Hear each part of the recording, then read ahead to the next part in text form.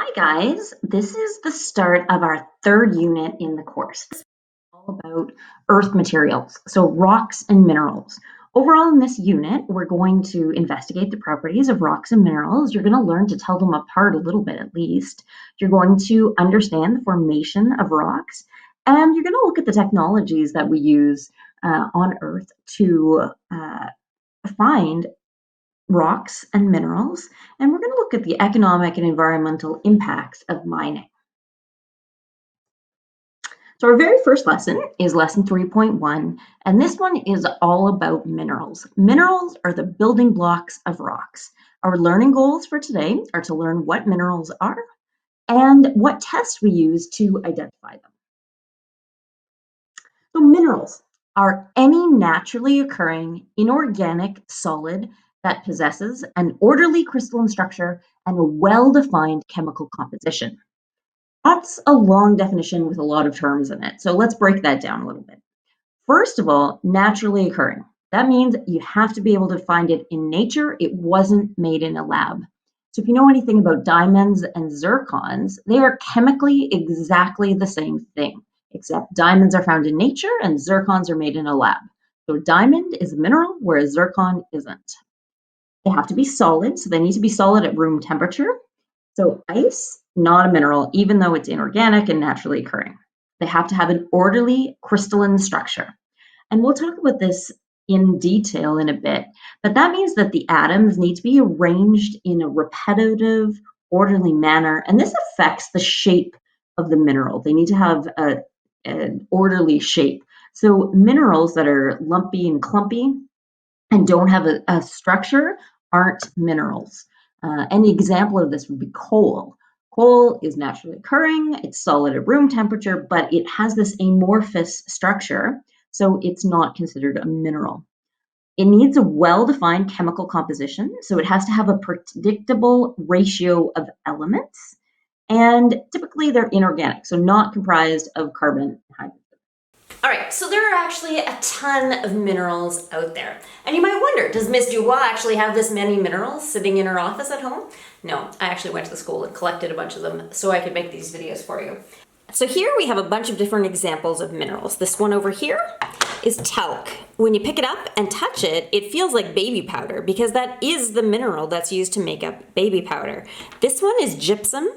It's used to make gyprock and drywall. Over here, we've got two different examples of calcite. These are both the same mineral, but this one here has some impurities in it that make it pink. This bright yellow thing is sulfur. If you smell it, you actually can recognize that gross egg smell.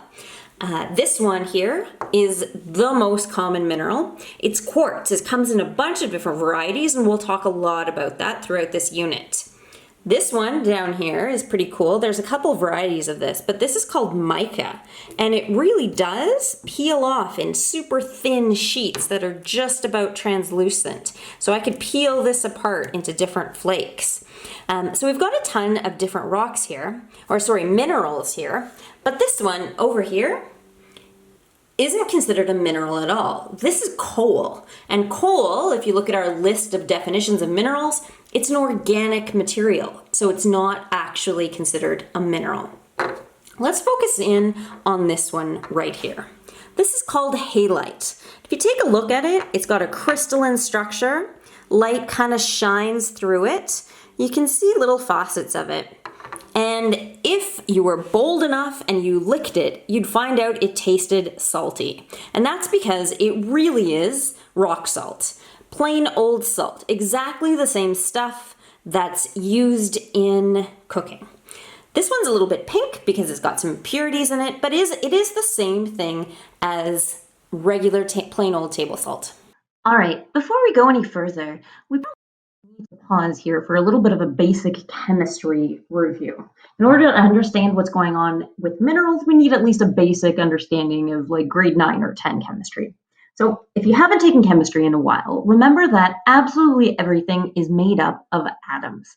Atoms are the smallest particle of matter that still has the properties of the given element. Atoms are made up of protons, those are positively charged, neutrons, which have no charge, and electrons, which are negatively charged. The protons and the neutrons are the nucleus in the center of the atom, and the electrons are much smaller and they are on the outside of the atom.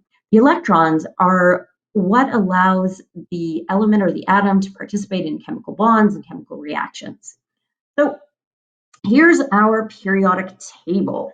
If you take a look at this, and if you don't remember too well, you remember that all of the metals are on the left-hand side.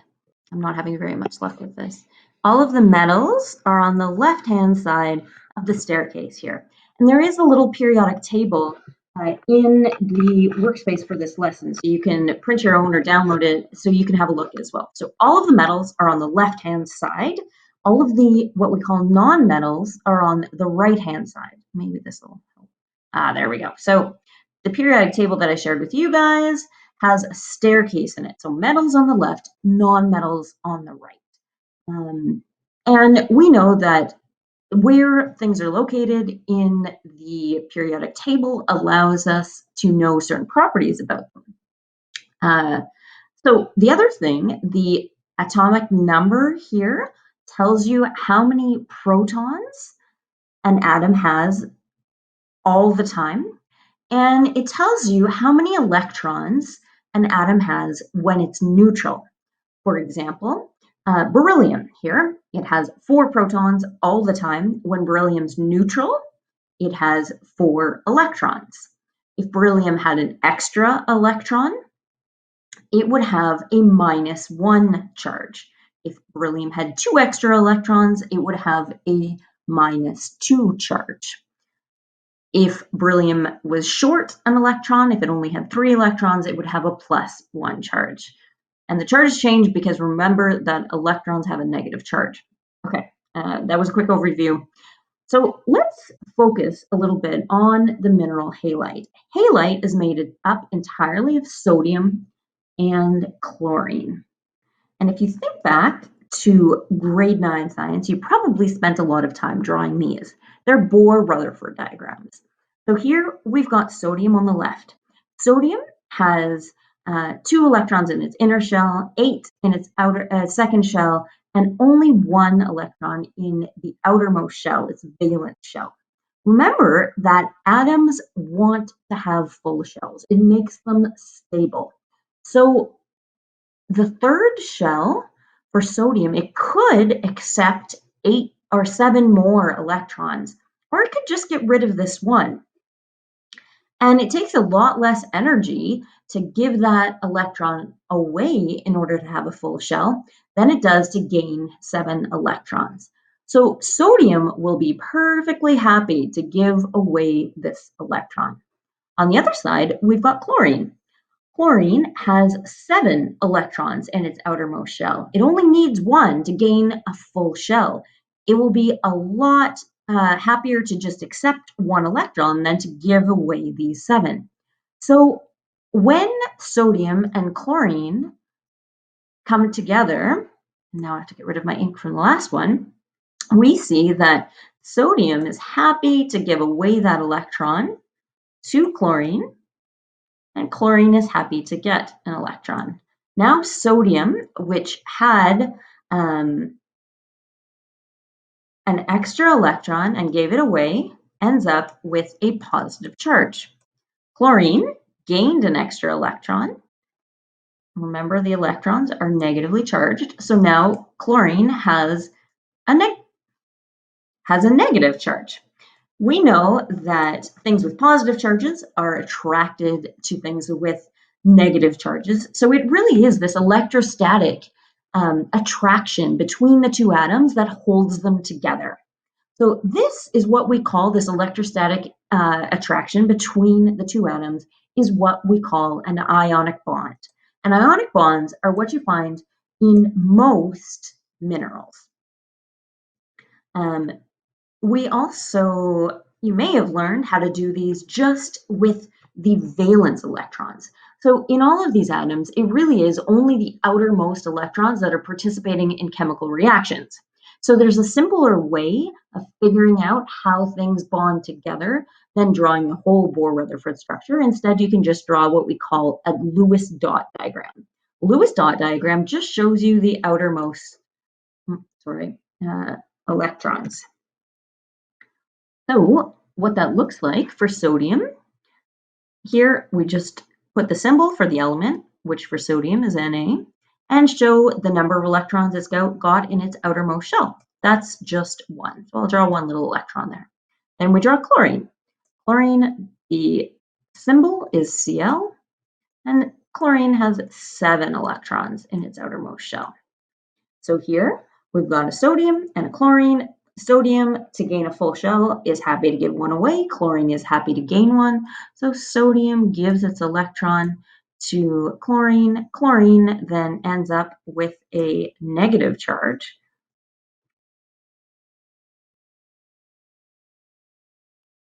It has 8 electrons in its valence shell, and sodium has a full shell as well, and it has a positive charge. So for every 1 sodium, we have 1 chlorine. This attraction between the positive and the negative is what we call an ionic bond. And you see that when these things line up, when the sodium and the chlorine bond together, there's never just one sodium and one chlorine. Instead, there's many more. So they form a structure. Every sodium atom will try and be as far away as it can be from the other positively charged sodium atoms. It will try and be as close as it can be to the negatively charged chlorine atoms.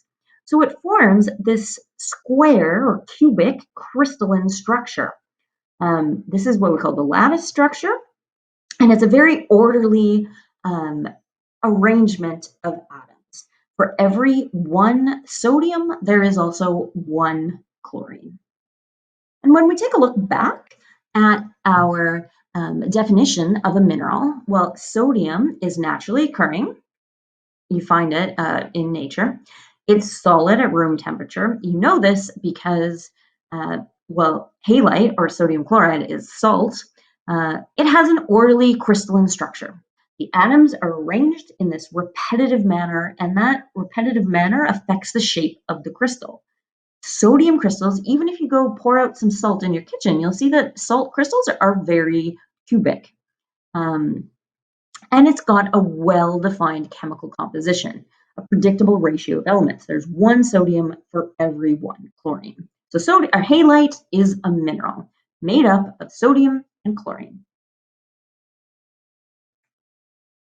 And it is an ionic bond that holds the sodium and the chlorine together.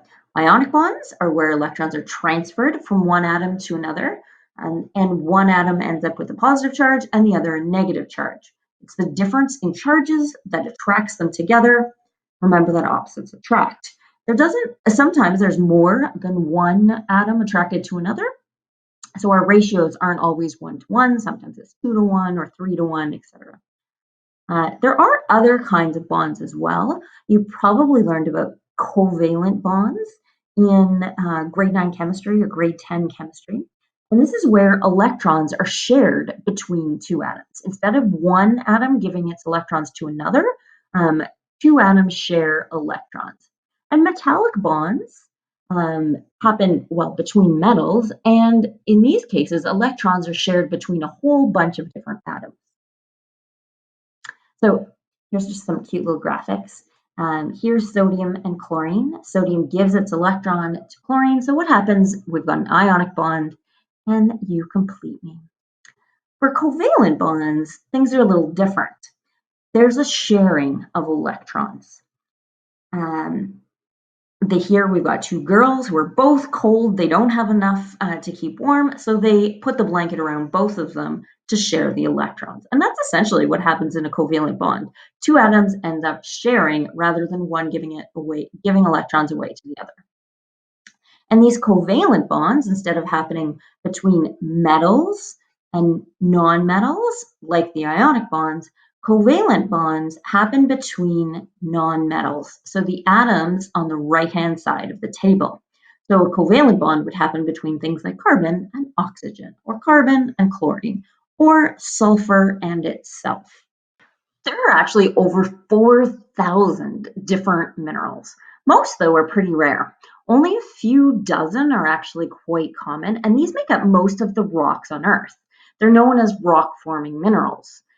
Of these few dozen, only 8 elements make up the bulk of these minerals and make up more than 98% of our Earth's crust. Those common elements that make up most of these most common rocks are oxygen and silicon, aluminum, iron, calcium, sodium, potassium, and magnesium. So those make up most of all of the rocks that you're ever going to see, and most of our Earth's crust as well. Oxygen and silicon are by far the most abundant, and those two elements join together readily to form the most common group of minerals, what we call the silicates. Silicates account for more than 90% of Earth's crust. So Earth's crust mostly made up of silicon and oxygen. These other elements just make up a tiny portion. Silicate minerals all have the same fundamental building block. They've got this weird little tetrahedron with silicon at the center, one silicon, two, uh, three, four other oxygen atoms. So they make up this weird little pyramid shape. And in some silicate minerals, these tetrahedrons join together in chains. Others make sheets like a mica, which was one of the examples that I showed you at the beginning, the one that broke off easily into layers. And these larger networks are then connected together by other atoms, typically metals like iron and magnesium and potassium and sodium and calcium. So most of the mineral is made up of these little tetrahedrons, and then these tetrahedrons are joined together in different ways to make different silicate minerals. So here I've got an example. Olivine is a type of silicate mineral, and it's got just a single tetrahedron in its structure with some magnesium and iron. We call this the idealized formula because there can be other impurities in that mineral as well. So olivine has magnesium, iron, and a silicate tetrahedron. The pyroxenes have silicon, magnesium, and a slightly different chain of these tetrahedrons. They're arranged together in a weird way, and it gives these minerals a particular crystalline structure. The tetrahedrons can be joined together in a variety of ways. The micas are particularly interesting because these form sheets. So you end up with one layer of these tetrahedrons, which is just all in a single plane. So when you actually see this mineral, it flakes off in sheets. Feldspars are other silicate minerals, as is quartz. And they have much more complex structures that are a lot harder to draw out like this. But quartz, again, super common, a very common mineral. If you pick up a rock and it looks pretty, chances are really good that it's quartz. And quartz is its chemical formula when it's idealized is just SiO2. Most of the sand you'd ever see on a beach is made up of quartz. How do these silicate minerals form? Well, most of them crystallize from liquid rock as it cools. This cooling can either take place at the Earth's surface or very close to it, so that would be a much lower temperature than cooling that takes place deep within the Earth. So imagine way deep beneath a volcano or something like that. So this occurs at high temperature and pressure. The differences between temperatures when minerals crystallize changes the chemical makeup of the rock and the minerals that form from them. So if we can carefully understand and examine the mineral makeup of a rock, we can determine the conditions under which it formed, which is kind of cool. And we'll get more into that in future lessons. Now, for the non-silicate minerals, these only make up a tiny portion of Earth's crust, but they can be really important economically. One of them is the carbonate minerals. These have CO3 in them. An example is calcite, which makes up limestone. So calcite is the mineral that makes up the rock limestone. And limestone is going to be the rock that's found under most of the St. Lawrence Great Lakes region. So the rock that you see around you, if you remember the rocks that are in the outdoor classroom at St. Mark, those are made up of limestone, which is made up of calcite. Dolomite is very similar to calcite, except it's got some magnesium in it as well. And these are often formed by marine organisms. So imagine snails and seashells and stuff like that. Their shells are made of calcite. So as those organisms die, their shells are left behind and eventually form rocks. Uh, Halides are another kind of non-silicate mineral. Example of them is the one that we looked at closely, halite, which is sodium chloride, or fluorite, which is calcium fluoride. Oxides are made up of oxygen and metals. And things like hematite and magnetite and corundum are all examples of oxides. They have a metal and oxygen in them. Sulfides have sulfur bonded to a metal, and sulfates have the sulfate ion SO4 2 minus. An example is gypsum or anhydrite or barite. And we'll take a look at some of those minerals later too. All right, so how do we start telling the difference between all of these different kinds of minerals? All of these, for example, they all look, well, pretty much like the same thing. They're all white, but there are specific characteristics that allow us to distinguish between different minerals. This first one, for example, it's got this very cubic structure to it, and this is particular to this mineral. This one is called calcite, but it looks about the same except for the cubic structure as this one. This one has about the same level of light that shines through it. In color, they're about the same. The other distinguishing characteristic between calcite and this one's quartz. This one is a lot softer than this one over here. I can scratch this one with a nail and leave some dust behind pretty easily, whereas this one can't scratch the nail, or can't be scratched with the nail at all.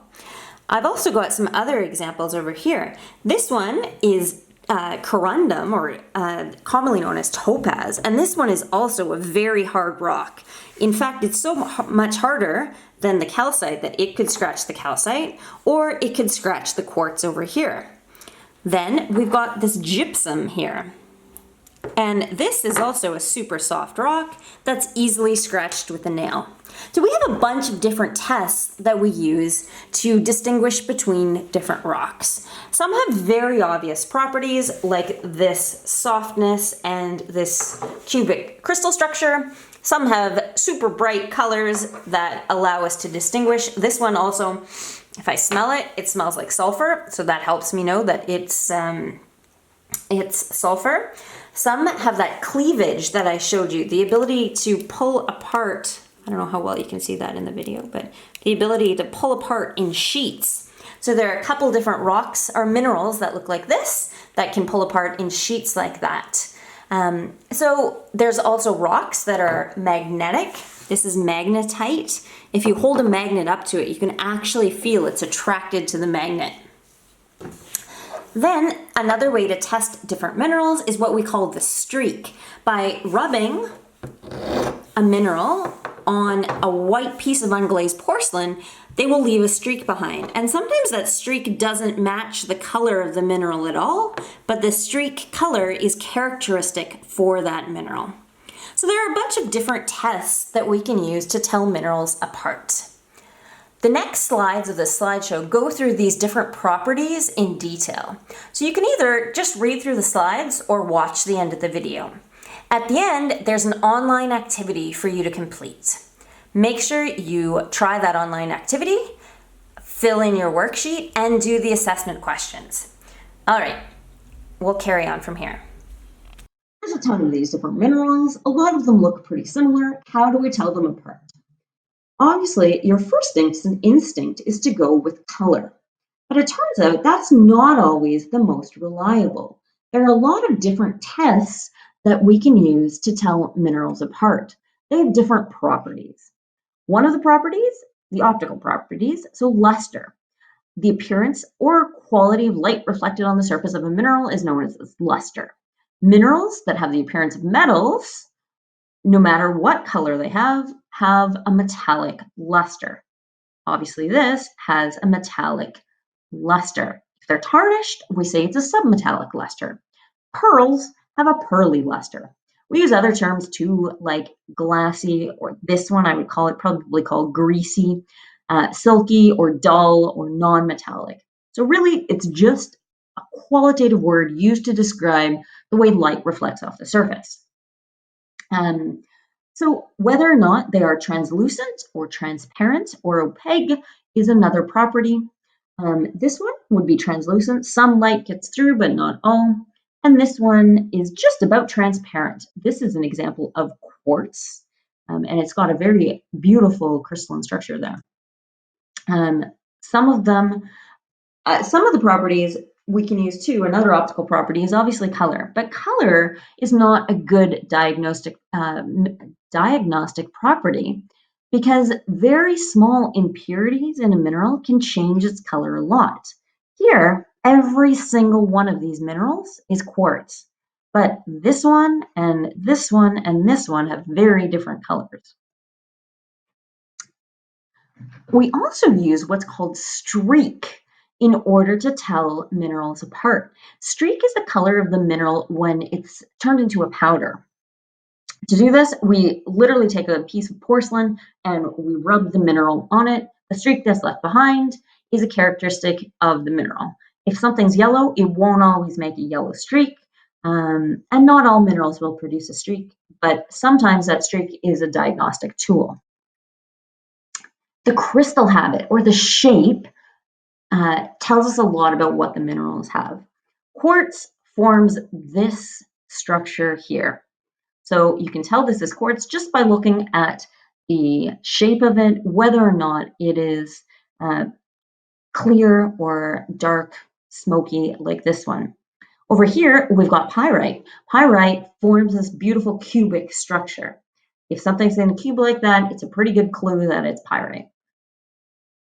Some have, some rarely develop perfect geometric forms, but their shapes are still useful. Some tend to grow equally in all dimensions, where others tend to be elongated in one direction or flattened. So sometimes you have fibrous ones like this over here, or these long, thin, bladed ones. Sometimes you have a globular appearance, and that can tell us a lot about what the mineral is as well. We also can talk about mineral strength. So tenacity is a mineral's resistance to breaking or deforming. Ionically bonded minerals tend to be a lot more brittle and shatter into smaller pieces. Ones with metallic bonds tend to be malleable or bendable.